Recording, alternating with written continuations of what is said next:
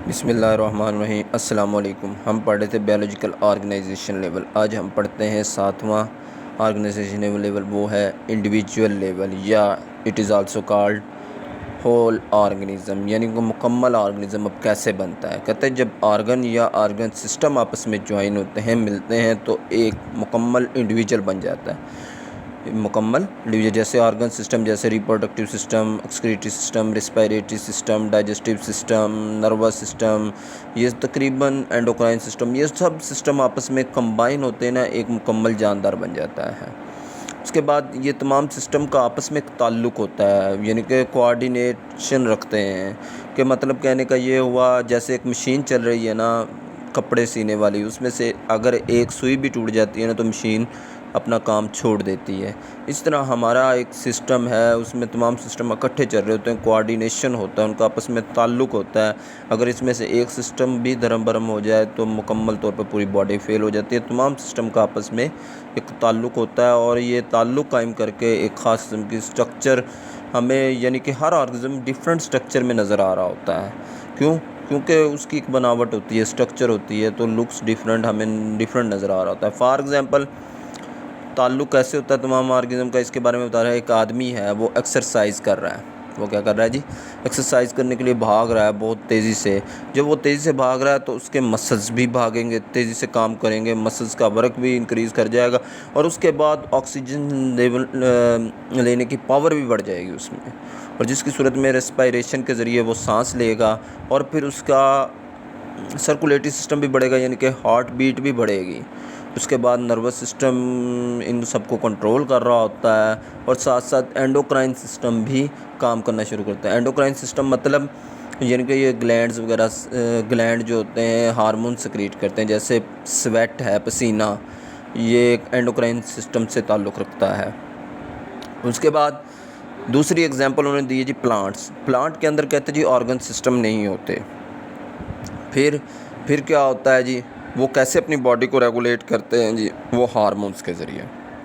कोई भी environmental change आती है तो वो हार्मोन सेक्रीट करते हैं, जिसकी मदद से वो अपनी बॉडी को रेगुलेट कर लेते हैं। उसके बाद नंबर 8वें पे आ जाता है पॉपुलेशन लेवल। पॉपुलेशन लेवल क्या होता है?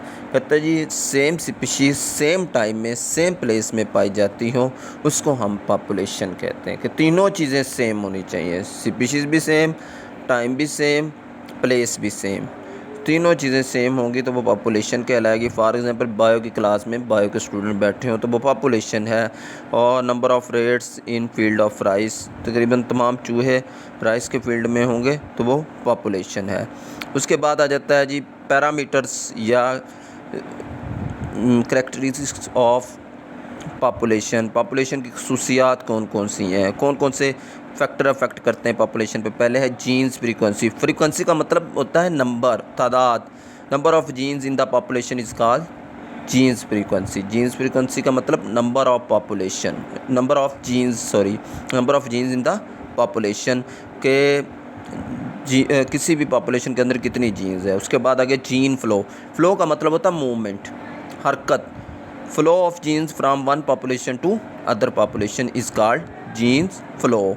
के एक जीन्स एक पॉपुलेशन से दूसरी पॉपुलेशन में कैसे जा रही है, ये भी फैक्टर अफेक्ट करता है। उसके बाद एज डिस्ट्रीब्यूशन का मतलब होता है different levels of different types of age in the population के मुख्तलिफ़ किस्म की यानी कि एज टाइप जो है किसी भी पॉपुलेशन में पाई जाए, जैसे 20 साल, 30 साल, 40 साल, 50 साल लोग वो एक ख़ास किस्म की पॉपुलेशन में पाए जाएँ, वो एज डिस्ट्रीब्यूशन होती है। उसके बाद पॉपुलेशन डेंसिटी का मतलब क्या होता है? नंबर पर यूनिट एरिया। कहता है जी पॉपुलेशन जो होती है वो per unit number of population per unit area is called population density. उसके बाद पॉपुलेशन प्रेशर का मतलब होता है effect of population from one population यानी कि effect of population from one organism to another organism. क्या कहता है जी? एक ऑर्गेनिज्म से दूसरे ऑर्गेनिज्म में इफ़ेक्ट जो होता है पॉपुलेशन का, उसको हम कहते हैं पॉपुलेशन प्रेशर। के जी 5 फैक्टर अफेक्ट करते हैं जी, या 5 पैरामीटर्स हैं पॉपुलेशन के: genes frequency, genes flow, age distribution, population density, population pressure मतलब इफ़ेक्ट। अब जी कहता है जी आर्गन सिस्टम मिलते हैं तो एक इंडिविजुअल बन जाता है। तमाम आर्गन सिस्टम का आपस में एक ताल्लुक़ होता है और वो एक ख़ास किस्म की बॉडी बना देते हैं। हर बॉडी एक दूसरे से मुख्तलिफ होती है, डिफरेंट लगती है।